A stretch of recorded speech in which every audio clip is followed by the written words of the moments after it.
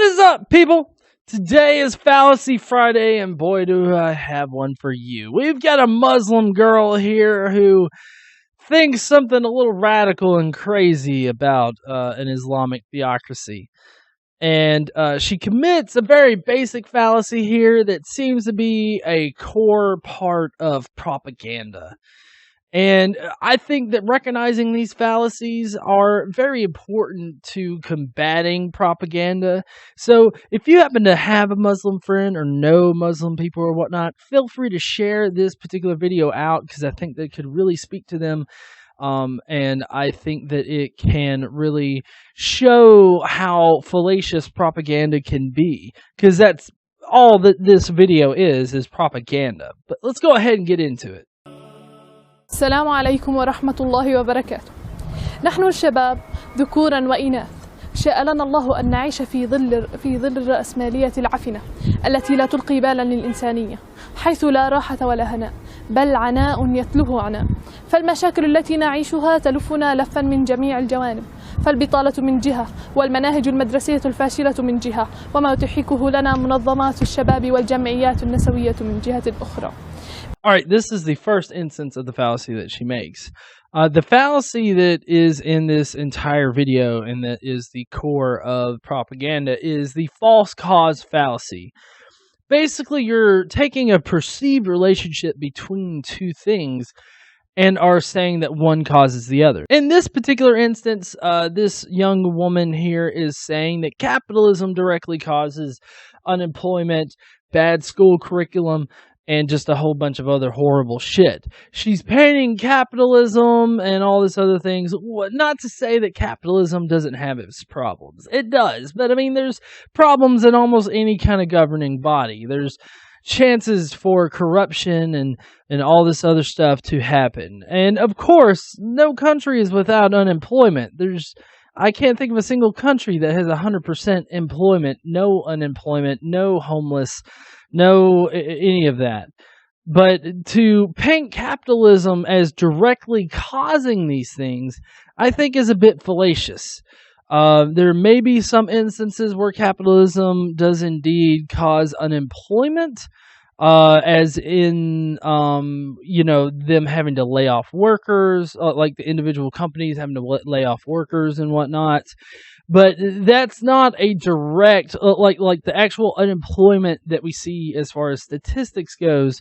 That's not a direct, that's not directly contributing to it. Sure, they're laying off people, but it's ultimately the people that are choosing not to get a job or that can't get a job or something like that.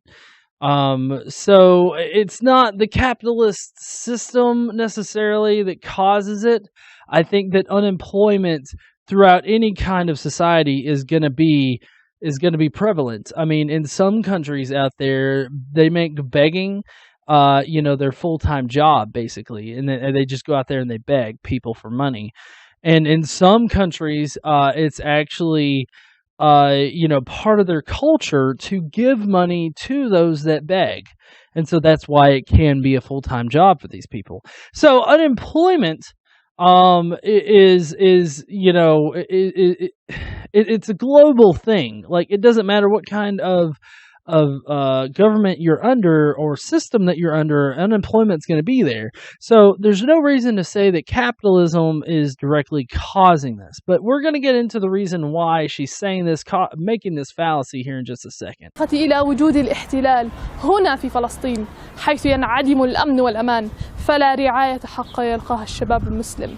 فالنظام الرأسمالي العلماني الذي يطبق علينا وطريقة العيش الليبرالي التي نعيشها لا تساعدنا نحن الشباب في تحقيق طموحاتنا.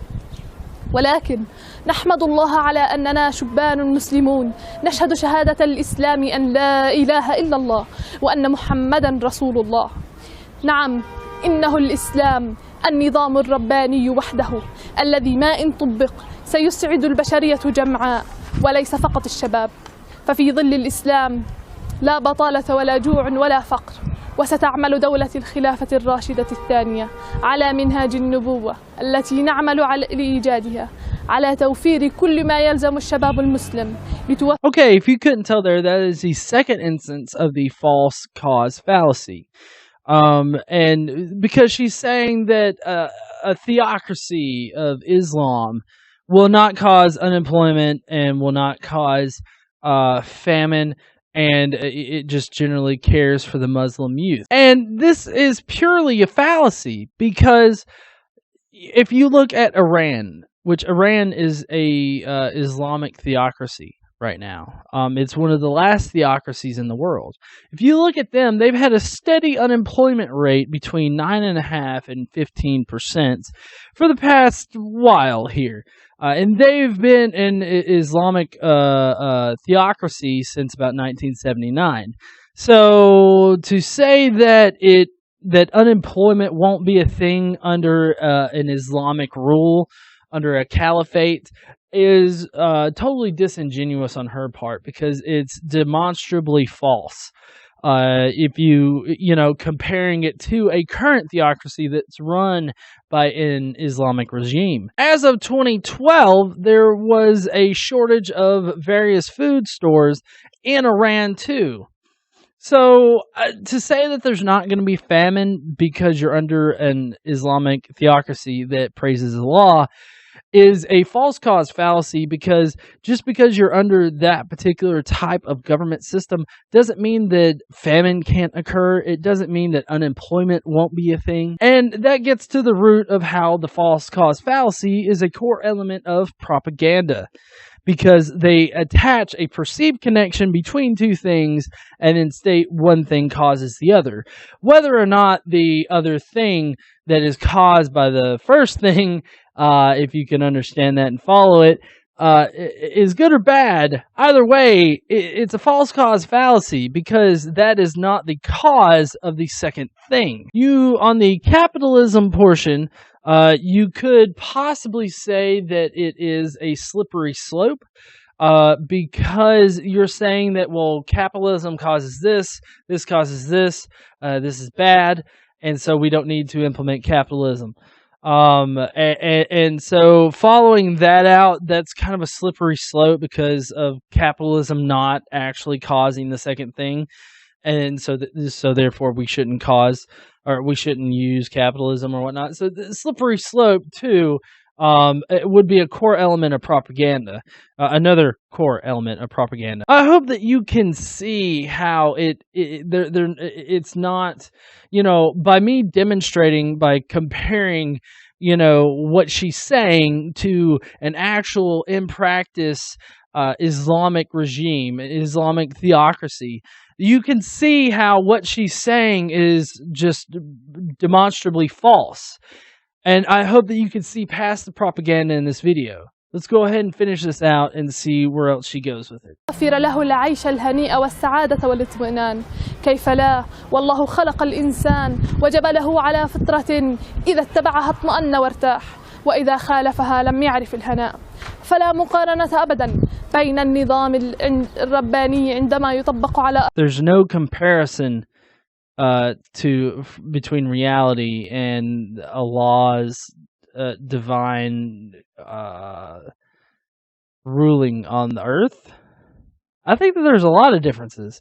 I mean, if you just go to skepticsannotatedbible.com and look at the Quran section, you can see the number of scientific inaccuracies that the Quran actually implements. Which, that's just religion in general. Religion in general was originally made in order to explain the unexplained.